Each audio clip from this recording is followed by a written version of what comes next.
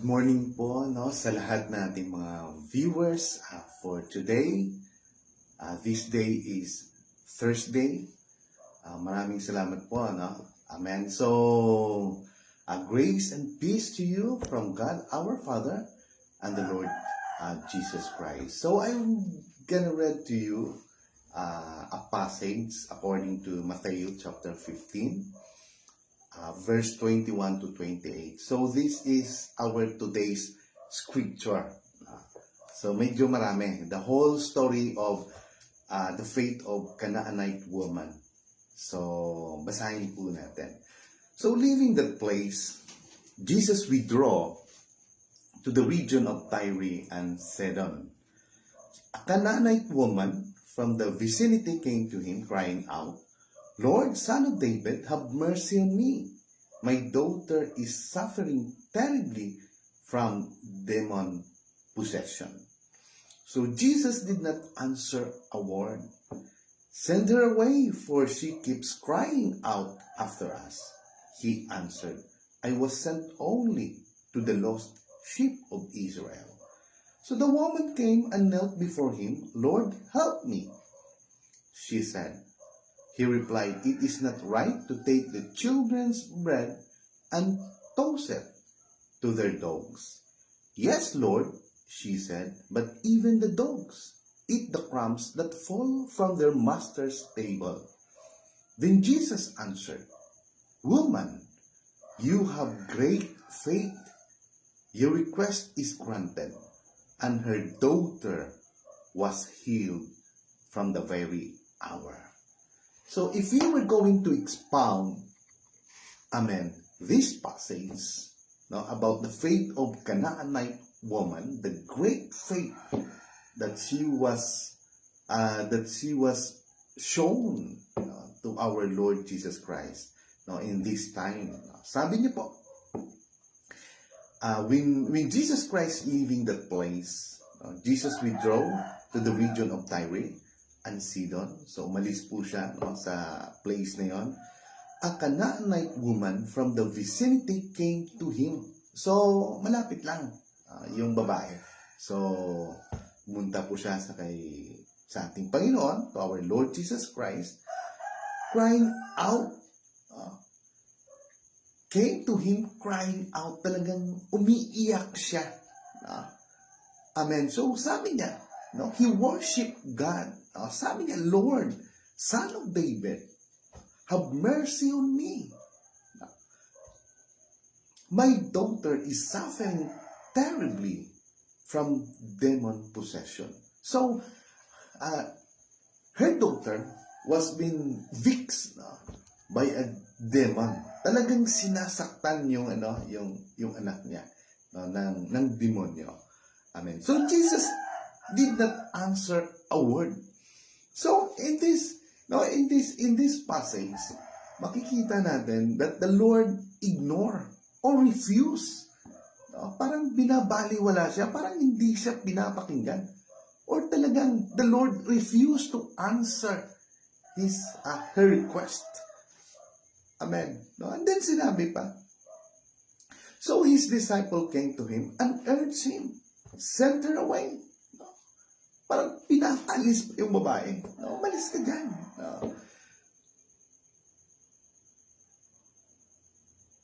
She keeps crying out after us.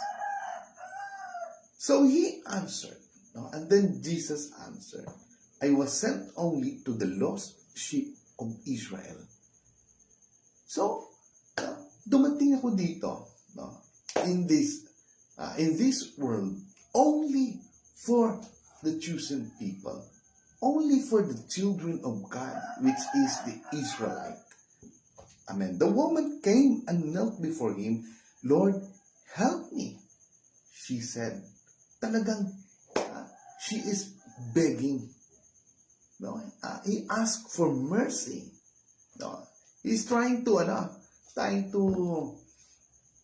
talagang yung attention ng ating Panginoon na makuha niya talaga. So, he is crying out, begging, kneeling down, asking for help to our Lord Jesus Christ. Pero ano naman ang yung sinabi ng ating Panginoon? He replied, "It is not right to take the children's bread and toss it to their dogs." So yung kaligtasan, yung hinihingi mo, or the salvation ay hindi po para sa mga hintil. Hindi po para sa mga hindi anak ng Diyos. Kundi, Jesus is telling about that I came in this world to save the people Israel. Not the hintil, wala yung kaligtasan sa atin. But she is asking for help, for healing.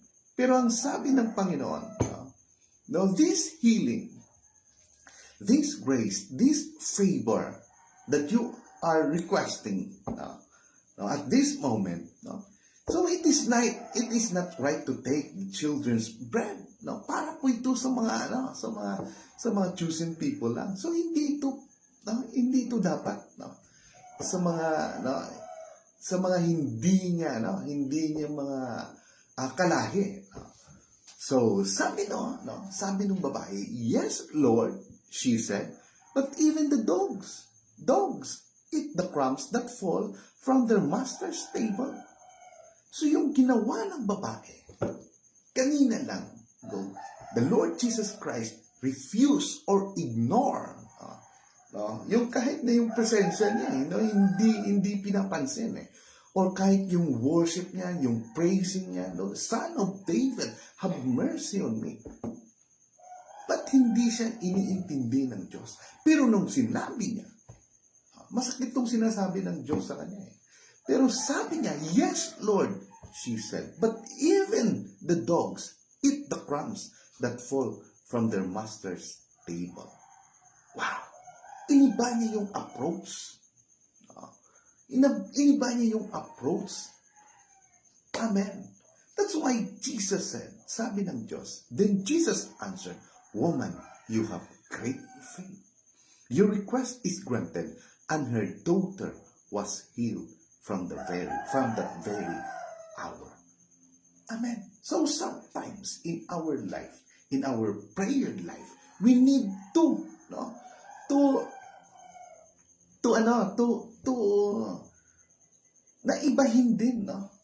ibahin din natin yung approach natin, asking for the presence of our Lord Jesus Christ.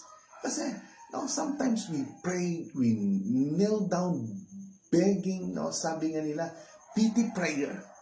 Pero it seems that in our heart, there is we cannot attain, or hindi natin maabot yung presensya ng Diyos. Hindi natin mafe-feel na andyan siya, nakikinig sa atin.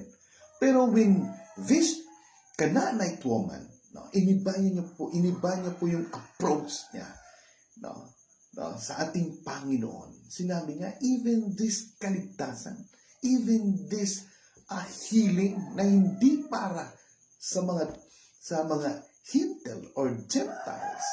But sabi niya, "Lord, kahit na lang man yung mga usik lang, or crumbs na nahuhulog po in the master's table, to their master's table," sabi niya. Kahit na naaso kahit usik lang. Tinawag pa ng Diyos yung mga hintil na mga aso. Wow! Pero because of this great faith, and she approached differently before God, amen, the Lord was amazed to her faith.